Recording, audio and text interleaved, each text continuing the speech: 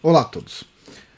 Hoje nós vamos dar prosseguimento ao vídeo anterior, onde a gente falou sobre Levíticos 11, certo? As leis de carnes puras e impuras.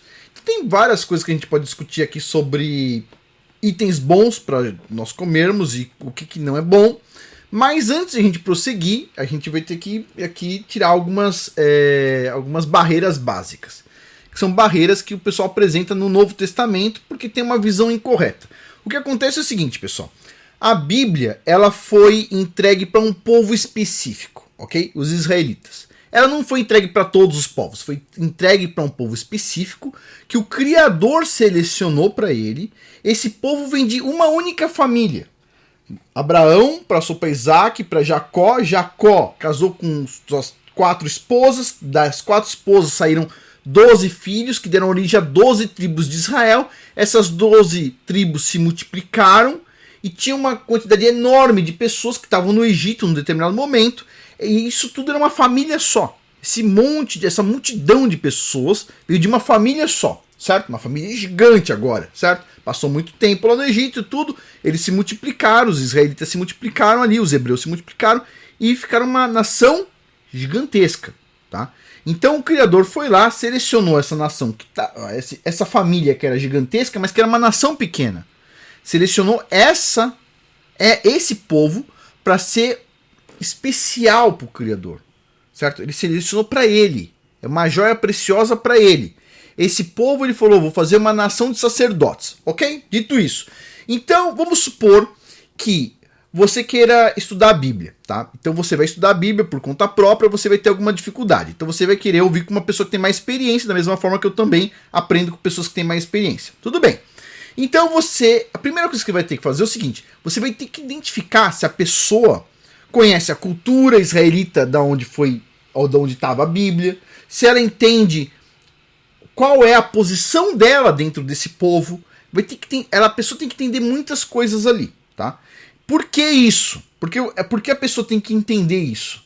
Porque vamos supor, vale a pena você pedir uma explicação da Bíblia pro Hassatan, pro adversário, o diabo? Ele pode explicar, você acha que vai dar certo? Não, ele vai contorcer a Bíblia, certo? Ele não vai usar literalmente as coisas, ele vai contorcer ela para te convencer de uma coisa totalmente oposta, certo?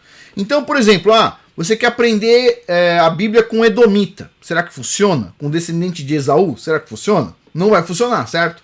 Você tem que procurar quem? Pessoas que fazem parte, certo? Dessa nação de sacerdotes, dos israelitas. Ok? Dito isso, então vamos lá. Então, você tem que entender da onde é a fonte. Se a pessoa, aquela fonte de onde você vai beber a água está poluída ou não. Ok? Pois bem. Então vamos lá. Afonso, você pode falar um pouco sobre a sua formação, etc. tal? Então vamos lá. Muitas pessoas falam o seguinte: olha, a gente tem que seguir teólogos formados. Aí eu te pergunto: Abraão era teólogo formado? Acho que não. Isaac era teólogo formado? Acho que não. Jacó era teólogo formado? Acho que não. Então tudo bem, como é que você define se a pessoa tem o espírito de sabedoria ou não? Quem dá isso aí não é uma universidade, quem dá isso é o Criador dos céus e da terra, certo? Tudo bem. E da minha parte aqui, eu vou estudando, conforme o Criador vai dando algum conhecimento para mim, vai me dando sabedoria para alguma parte, eu venho aqui e compartilho com vocês. Tudo bem? Então vamos por partes aqui. Então Levíticos 11, vocês estão vendo aqui quais são os animais impuros e puros, a gente já discutiu isso. Fácil, tá escrito lá, literalmente, é só ler. Tudo bem. Agora vamos lá, tem aqui uma barreira que é em Atos dos Apóstolos, capítulo 10, versículo 10 para frente. Aonde vai ter aqui um sonho que Pedro teve, que as pessoas interpretam de forma equivocada. Agora, vamos tentar entender uma coisa aqui, antes de a gente prosseguir lendo tudo isso aqui. Olha só algumas passagens que eu separei para vocês. Vamos tentar entender, antes de a gente chegar aqui, e eu vou discutir tudo isso aqui com vocês. Vamos lá. Vamos tirar essa barreira hoje de Atos, capítulo 10. Olha só, vamos primeiro pegar aqui Êxodo, capítulo 3, versículos 18 para frente. Diz assim: e ouvirão o que você vai dizer, e você irá com os anciãos de Israel ao rei do Egito, e lhe dirá, abre aspas, Yahua, o Elohim dos hebreus, veio ao nosso encontro. Agora deixe-nos ir caminho de 3 dias ao deserto, a fim de oferecermos sacrifício a Yahweh, nosso Elohim. Vamos lá. Elohim de quem, pessoal? Elohim dos hebreus. Entendi. Elohim dos hebreus, especificamente. É Elohim dos gregos? Não. Elohim quer dizer Deus na linguagem tradicional do pessoal. É Elohim dos romanos? Não. É Elohim de quem está escrito aqui em Êxodo? Dos hebreus. Dos hebreus. Daquela família que sai de Jacó, com suas 4 esposas, 12 tribos, dali sai a linhagem dos hebreus, e que está lá no Egito, e o Criador, Yahweh, está falando o quê? Para avisar o faraó que o Yahweh, o Elohim dos hebreus. Dos hebreus. Tá? Tudo bem. Então esse é um ponto aqui. Outro ponto, ou seja, tudo que você vai ler na Bíblia tem que ser dentro da cultura hebraica, não na cultura grega. Você está dentro da cultura grega, joga no lixo. Você tem que ler você tem que ler com a lente hebraica, não com a lente grega que você usa no Ocidente. Joga fora a lente grega, pega a lente hebraica, certo? Coloca ela, e agora vamos ler a Bíblia com a lente dos hebreus, não a dos gregos. Joga dos gregos no lixo, joga dos romanos no lixo. Pega a lente dos hebreus, ponha, ok? Dito isso, vamos lá, continuando. A gente já leu da outra vez Malaquias. Vou ler só um trechinho. Malaquias, capítulo 3, versículo 6. Diz assim: porque eu sou Yahweh e não mudo. O Criador não muda, porque ele já é perfeito. Mas não é só o Criador que não muda. Se a gente for em Hebreus, capítulo 13, versículo 8, diz assim, ó: Jesus Cristo, cujo nome hebraico é Yahushua HaMashiach, é o mesmo ontem, hoje e para sempre. Por quê? Porque ele também não muda. Nem o Messias muda, nem o Criador muda. Então, assim, as pessoas pensam o seguinte: ah, não, as leis mudaram. Não mudou nada. Por quê? Ambos, o Messias e o Criador dos céus e da terra, Yahweh, e um dia a gente fala sobre a conexão entre os dois, eles não mudam nem ontem, nem hoje, nem nunca. Ok? Sempre o mesmo, que são perfeitos. Pois bem, vou pegar mais um trecho aqui, antes de a gente prosseguir. Presta atenção. Isaías, capítulo 66, versículo 17. Yahweh diz: os que se santificam e se purificam para entrarem nos jardins após a deusa, que está no centro, a deusa que está no centro, que comem carne de porco, coisas abomináveis e ratos, serão todos destruídos ao mesmo tempo. Está falando no final dos tempos, hein? Está falando que vai destruir quem? Aqueles que comem o quê? Carne de porco, coisas abomináveis e ratos. Interessante. Tudo bem. Só aí, para quem acredita que, olha, não tem problema nenhum, etc, tal, pode começar a repensar. Dito isso, vamos lá. Tudo isso aqui por causa de Levíticos 11, que o pessoal nega. E o pessoal nega com base em vários trechos do Novo Testamento que a gente vai mostrar um por um com a lente hebraica, certo? A lente hebraica. As pessoas não gostam, elas querem olhar as coisas com a lente ocidental, certo? Você fala o seguinte: ó, Jacó tinha 4 esposas, o pessoal pega a lente grega delas e fala assim: não, isso é errado. Ah, é errado. Na lente grega delas, o certo é a pessoa casar com uma esposa e poder fazer orgia por aí. É a lente das pessoas. Na lente hebraica, não. Na lente hebraica tem casamento, certo? Ele casou com 4 esposas, não tem problema nenhum, teve os filhos dele lá, etc, tal. Tudo direitinho, não tem problema nenhum. Então a gente tá com o quê? A lente hebraica. Vamos lá. Atos. Vou ler com a lente hebraica, não é com a lente grega. Esquece, ok? Todos esses livros aqui, que estão no Novo Testamento e que estão escritos em grego, na verdade estavam escritos em hebraico antes, certo? Como a gente já viu lá em Malaquias, 1 Malaquias capítulo 1, os gregos, eles queimaram vários livros, eles destruíram as coisas, ok? O que sobrou é o que a gente tem em grego, basicamente. Paciência, é o que a gente tem. Então vamos lá, continuando aqui. Atos capítulo 10, versículos 10 para frente. Estando com fome, quis comer. Quem? Pedro. Certo? É uma passagem onde Pedro chegou numa viagem e tal, e ele estava com fome, quis comer. Mas enquanto lhe preparavam a comida, sobreveio-lhe um êxtase, como se fosse assim uma sonolência. Viu o céu aberto e um objeto como se fosse um grande lençol que descia do céu e era baixado à terra pelas 4 pontas, contendo todo tipo de quadrúpedes, répteis da terra e aves do céu. E ouvindo-se uma voz que se dirigia a ele, disse: levanta-se, Pedro, mate e coma. Mas Pedro respondeu: de modo nenhum, Senhor, porque nunca comi nada que fosse impuro ou imundo. Isso aqui é uma informação real que a gente tem. Pedro, um israelita, disse o seguinte: não, essas coisas aí impuras eu não como. Por quê? Porque eu nunca comi nada impuro. Por que ele está falando isso? Porque no primeiro momento ele entendeu que aquela visão, aquele sonho, era sobre comida, certo? Qualquer um que vai ler aqui vai pensar, é sobre comida no primeiro momento. Só que tem continuação o texto, então presta atenção. Pela segunda vez, a voz lhe falou: não considere impuro aquilo que Deus purificou. Isso aconteceu quantas vezes? 3 vezes. Anotou aí? Pega um papel e anota. Isso aconteceu 3 vezes. E em seguida, aquele objeto foi levado de volta ao céu.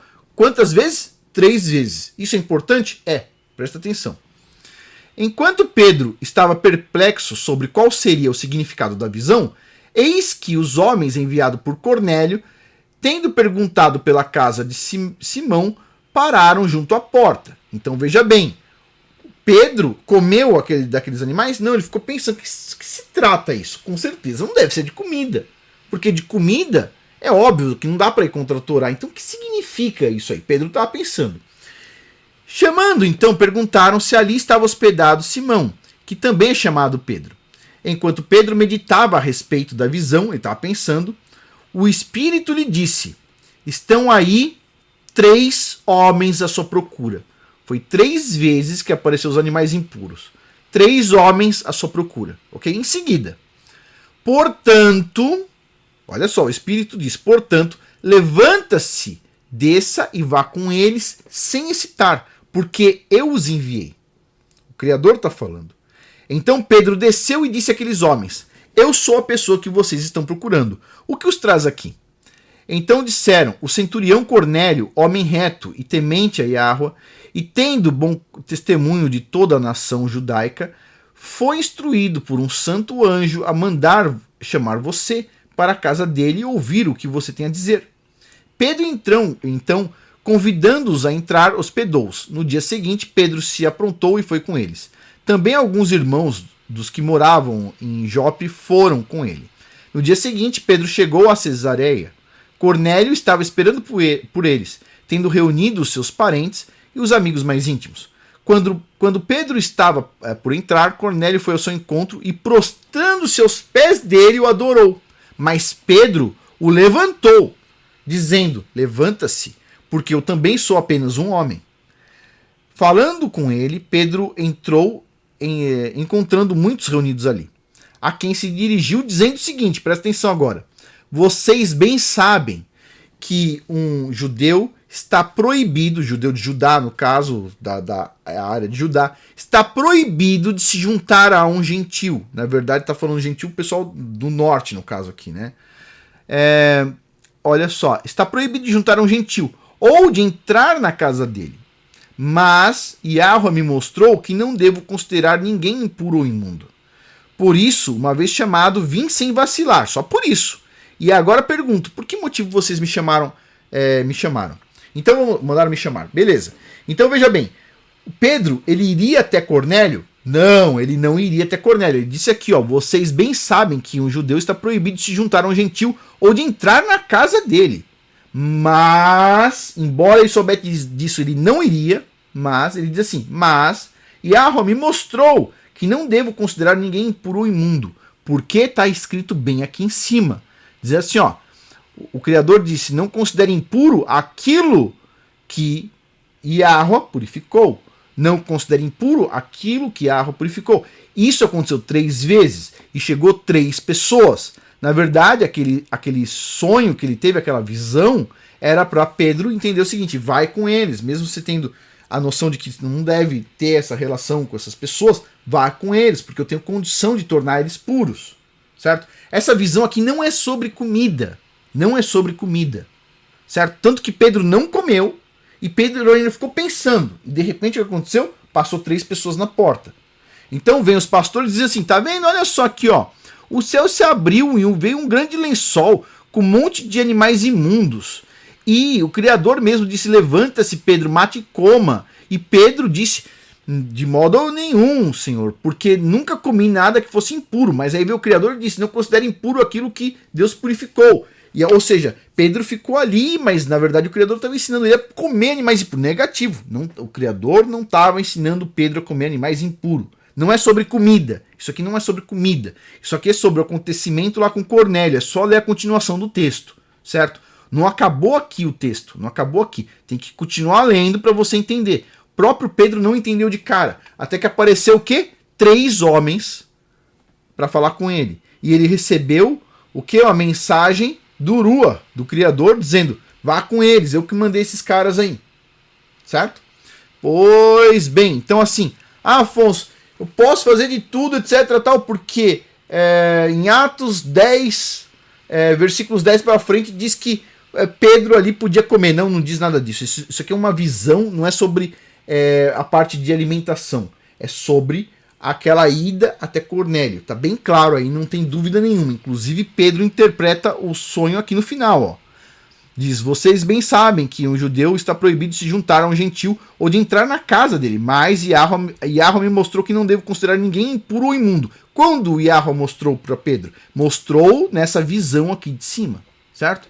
Então, dito isso, não se justifica pular as regras de dieta, de comida que o Criador deu, justificando que o Novo Testamento diz que não é mais válido. É válido sim. Como é que a gente sabe? A gente vem aqui, ó.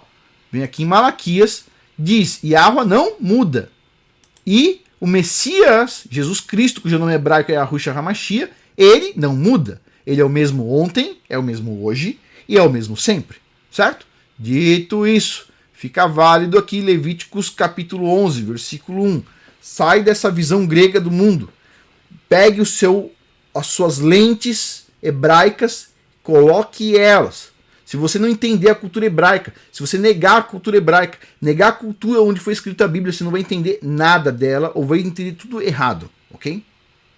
Dito isso, a gente finaliza por aqui e vai ter mais vídeos ainda da parte de alimentos, ok? Todas essas partes aqui. Ah, Afonso, mas tem atrapalhando no Novo Testamento. Não é só essa aqui de Atos 10. Ah, eu sei que não é. Fica tranquilo. A gente vai falar uma por uma, ok? E é isso, pessoal. A gente finaliza por aqui. Muito obrigado a todos aí pela atenção.